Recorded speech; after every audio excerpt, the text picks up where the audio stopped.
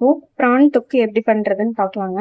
அதுக்கு முன்னாடி நம்ம சேனலை சப்ஸ்கிரைப் பண்ணாம நிறைய ஃப்ரெண்ட்ஸ் பார்த்துட்டு இருக்கீங்க. ப்ளீஸ் சப்ஸ்கிரைப் பண்ணிட்டு பாருங்க. பெல் சிம்லையும் கிளிக் பண்ணிக்கோங்க. அப்பதான் நான் நெக்ஸ்ட் போடுற வீடியோஸ்லாம் உங்களுக்கு நோட்டிஃபிகேஷன்ல வரும். இப்போ ப்ரான் தொக்கு எப்படி பண்றதுன்னு பார்க்கலாங்க. அதுக்கு நான் 150 கிராம் ப்ரானை வந்து கிளீன் பண்ணதுக்கு அப்புறம் 150 கிராம் இருக்கிற மாதிரி நான் எடுத்து வச்சிருக்கேங்க கிளீன் பண்ணி. இப்போ எப்படி பண்றதுன்னு பார்க்கலாங்க. இப்போ ஒரு பேன்ல நான் 2 ஸ்பூன் ஆயில் விட்டுக்கிறேங்க. எண்ணெய் காஞ்சதும் கொஞ்சமா சோம்பு போட்டுக்கிறேங்க. சும்மா கொஞ்சமா தாங்க எடுத்துருக்கேன். இப்போ ஒரு கொத்து கருவேப்பிலை போட்டுக்கிறேங்க.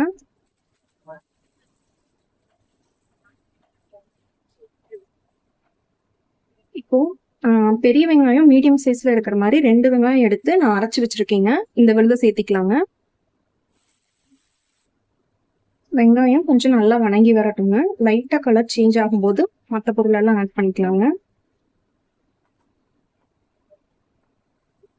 வெங்காயம் நீங்க பொடி பொடியா கூட கட் பண்ணி சேர்த்துக்கலாங்க. இந்த மாதிரி அரைச்சு சேர்த்தும் போது தொக்குக்கு நல்லா இருக்குங்க. இப்போ ஒரு ஸ்பூன் இஞ்சி பூண்டு பேஸ்ட்டை சேர்த்துக்கலாங்க.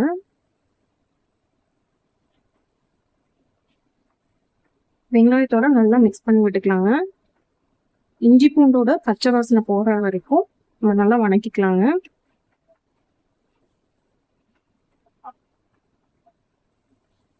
இப்போ இஞ்சி பூண்டோட பச்சை வாசனை போயிடுச்சுங்க. இப்போ நம்ம தக்காளி சேர்த்துக்கலாங்க. மீடியம் சைஸ் தக்காளி ஒன்று எடுத்திருக்கேங்க. சின்ன சின்னதாக கட் பண்ணி வச்சிருக்கேன். இதை சேர்த்திக்கலாங்க. இது நல்லா வெங்காயத்தோட நல்லா மிக்ஸ் பண்ணிக்கலாங்க.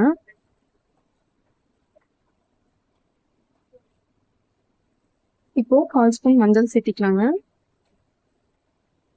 நான் ஒரு ஸ்பூன் காஷ்மீரி மிளகாத்தூள் எடுத்திருக்கேங்க. ஒரு 1/2 ஸ்பூன் கரம் மசாலாங்க. இதை நல்லா மிக்ஸ் பண்ணிக்கலாங்க. நம்ம கிளீன் பண்ணி வச்சிருந்த ப்ரானை வந்து சேர்த்திக்கலாங்க. இது ஒரு 150 கிராம் இருக்குங்க.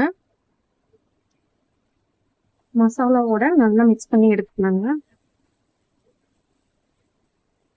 ஒரு 1/2 ஸ்பூன் உப்பு போட்டுக்கலாங்க.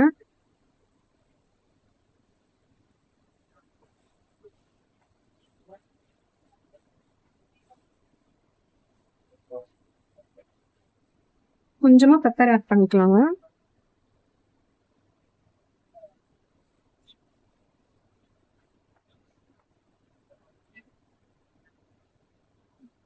இப்போ ஒரு 1/2 டம்ளர் மட்டும் தண்ணி விட்டுக்கலாம்.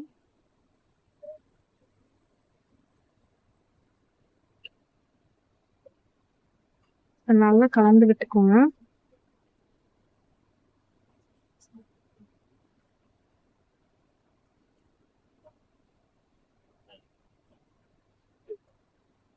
இதை மூடி போட்டு வேக வச்சிடலாங்க.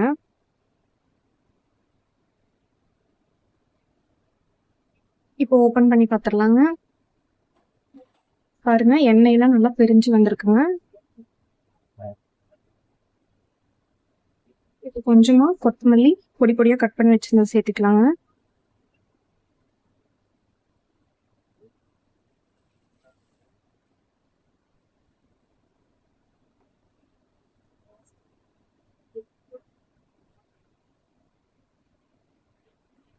இப்போ அடுப்பு ஆஃப் பண்ணிடலாங்க.